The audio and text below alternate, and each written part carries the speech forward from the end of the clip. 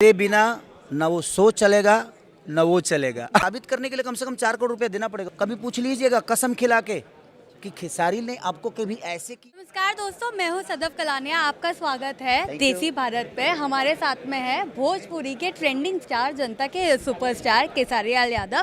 क्या कहना है?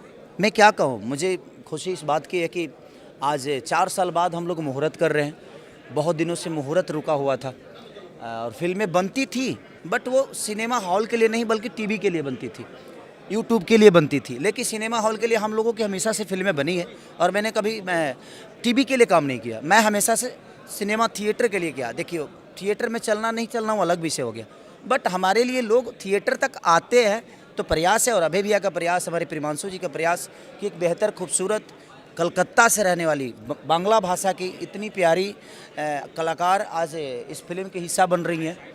और मैं प्रयास करूंगा कि आने वाले जितनी भी फिल्में बने, हर फिल्म में इनका अपना योगदान, इनकी कला, इनकी मौजूदगी हो और लोग इनसे प्यार करें।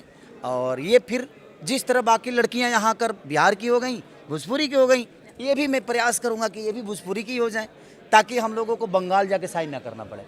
केसारी लाल जी को हर जगह प्यार मिलता है, लेकिन इस बार सीजन 2 के लिए अरब जा रहे हो। सही है गई अरब, क्या कहना है? मैं पहली बार नहीं बल्कि मुझे आउट ऑफ इंडिया कई बार गया हूँ मैं सिनेमा के लिए, क्योंकि मुझे घूमने का कोई शौक़ है नहीं। मैं घूमने के लिए कभी वक्त नहीं निकालता, क्योंकि मेरे पास वक्त सिर्फ काम के लिए है, अपने लिए नहीं है। तो कई बार गया हूँ, बट काम के लिए ही गया हूँ, चाहे लंदन हो, मॉरिशस हो, दुबई हो, अबू धाबी हो, या कई जहाँ भी आउट ऑफ इंडिया है प्रयास करता है आदमी। और ढेर सारी शुभकामना अभय भैया को कि उन्होंने हमें उस लायक समझा और हमेशा से समझते हैं, कलाकारों को सम्मान करते हैं वो। और मेरे डायरेक्टर प्रिमांशु जी, जिन्होंने हमें बड़ा किया है, हमें बड़ा करने में उनका बहुत योगदान है। अभी मैं बड़ा नहीं हूँ, अभी छोटा हूँ, इसलिए प्रयास करता हूँ कि बड़ा हो जाऊँ ऐसे ऐसे काम करके। केसारी जी के साथ काम करने का एक्सपीरियंस कैसा है? अभी तक अभी तो शुरू हुआ है। आज पहली बार मिली हूँ उनसे। हाँ, जैसा मैंने सुना था उनके बारे में कि वो बहुत हम्बल है, बहुत अच्छी बातें करते हैं और बहुत बहुत अच्छे कलाकार है।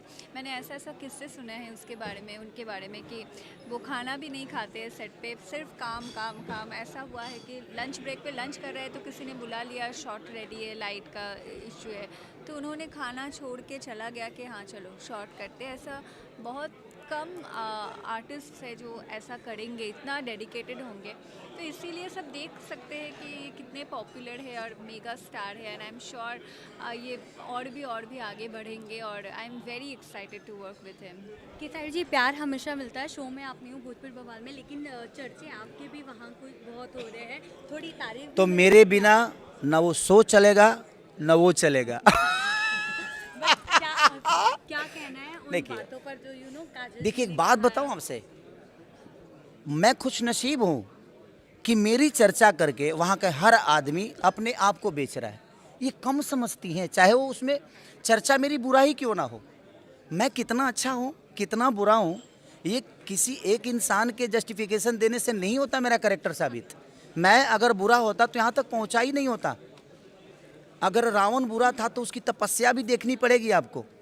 अगर राम बड़े हुए तो उनका त्याग भी देखना पड़ेगा आपको।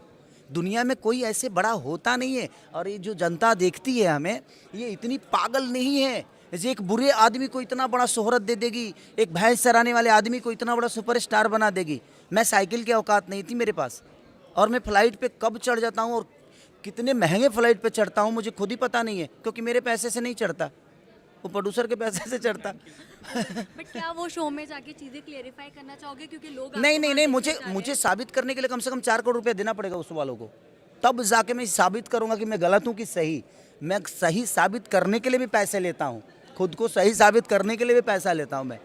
दुनिया मुझे गलत बोले, मैं किसी एक के बातों से थोड़ी पैदा हुआ हूं और उसकी बातों की वजह से तो बात थोड़ी ज्यादा हो जाती है। नहीं, मैं आप उनसे ना कभी पूछ लीजिएगा कसम खिला के कि खेसारी ने आपको कभी ऐसे किया है क्या। ये खेसारी की बातें नहीं है, उन्होंने क्लियर नहीं किया है। और जाके इंस्टाग्राम पे देखिए, उन्होंने क्लियर किया है कि खेसारी जी ने मेरे पे कभी हाथ उठाया नहीं है। मैं आज तक दुनिया के किसी भी आदमी पे हाथ नहीं उठाया हूँ। मैं अपने बच्चों से अपने बेटा की तरह प्यार करता हूँ जो मेरे पीछे काम करते हैं।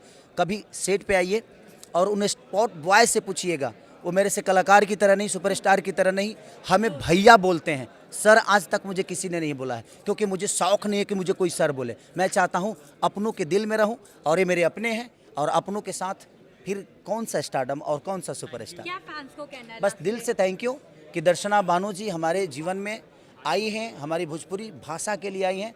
तो दर्शना बानू जी को भी आप इतना प्यार दे दो कि सैयारा बगले 2 भोजपुरी की सबसे बड़ी सिनेमा बने, और हम लोग इसको एक दूसरे को समझ के, एक दूसरे को कॉपरेट करके, एक दूसरे को प्यार करके इस सिनेमा के माध्यम से एक दूसरे को समझ के और आप लोगों को समझा सके हम, ये शक्ति हमें दीजिए और हमें प्यार करते रहिए। धन्यवाद। Thank you.